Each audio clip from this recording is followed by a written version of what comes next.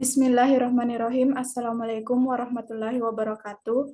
Perkenalkan, nama saya Erniwati dengan NIM 2002-22103, Prodi Administrasi Publik Reguler 3 semester 6. Saya akan memaparkan materi mengenai hambatan-hambatan dalam perencanaan pembangunan daerah.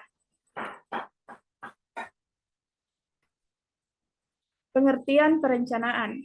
Perencanaan adalah suatu proses menentukan apa yang ingin dicapai pada masa yang akan datang, serta menetapkan tahapan-tahapan yang dibutuhkan untuk mencapainya. Pengertian pembangunan.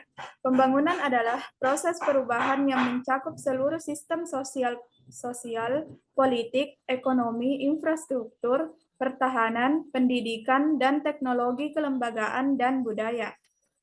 Pengertian hambatan. Hambatan adalah suatu hal yang dapat menghalangi terlaksananya suatu program. Pada dasarnya terdapat dua kemungkinan munculnya hambatan, yaitu faktor internal dan faktor eksternal. Sistem perencanaan yang ideal. Prinsip partisipatif. Masyarakat yang akan memperoleh manfaat dari perencanaan harus turut serta dalam prosesnya. Prinsip kesinambungan. Perencanaan tidak hanya berhenti pada satu tahap, tetapi harus berlanjut sehingga menjamin adanya kemajuan terus-menerus dalam kesejahteraan dan jangan sampai terjadi kemunduran. Prinsip holistik. Masalah dalam perencanaan dan pelaksanaannya tidak hanya dapat dilihat dari satu sisi atau sektor, tetapi harus dilihat dari berbagai aspek dan dalam kebutuhan konsep secara keseluruhan. Mengandung sistem yang dapat berkembang, a learning and adaptive system. Terbuka dan demokratis, a pluralistic social setting.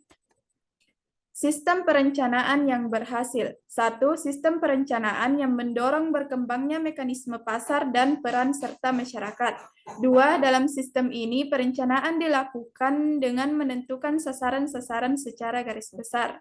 3. Pelaksanaan utamanya adalah masyarakat dan usaha swasta. Sumber kegagalan dalam perencanaan pembangunan daerah. 1.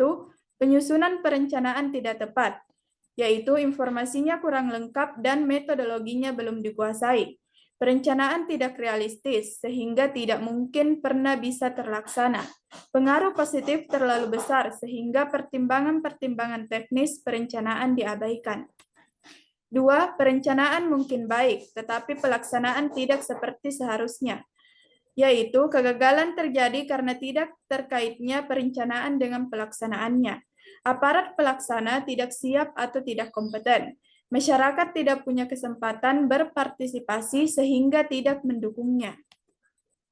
Ketiga, paradigma perencanaan yang tidak sesuai dengan kondisi dan perkembangan serta tidak dapat mengatasi masalah mendasar negara berkembang, yaitu misalnya orientasi semata-mata pada pertumbuhan yang menyebabkan makin melebarnya kesenjangan.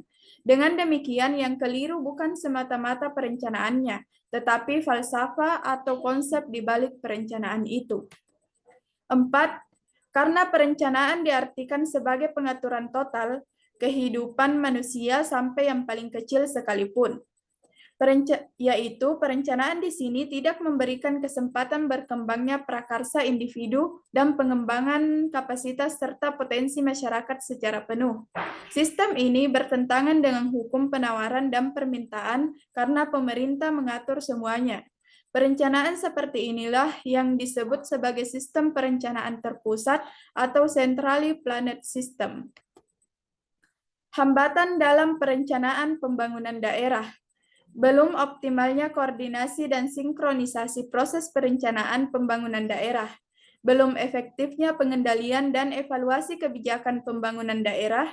Belum terintegrasinya sistem perencanaan pembangunan dan penganggaran. Belum optimalnya pengelolaan dan pemanfaatan data pembangunan. Rendahnya kapasitas sumber daya perencanaan pembangunan dan rendahnya inovasi daerah. Adapun cara mengatasi hambatan yaitu 1. Memahami tujuan perencanaan dan proses penetapan tujuan. 2. Rencana dan tujuan harus dikomunikasikan ke bawah. 3. Konsistensi antara tujuan yang lebih tinggi dengan tujuan yang lebih rendah. Konsistensi antara tujuan bagian atau departemen harus terjaga. Empat, sistem balas jasa atau reward yang tepat akan mendorong penetapan tujuan dan perencanaan yang efektif. Mungkin sekian yang dapat saya sampaikan. Saya akhiri dengan ucapan billahi fisabilillah fastabikul khairat. Wassalamualaikum warahmatullahi wabarakatuh.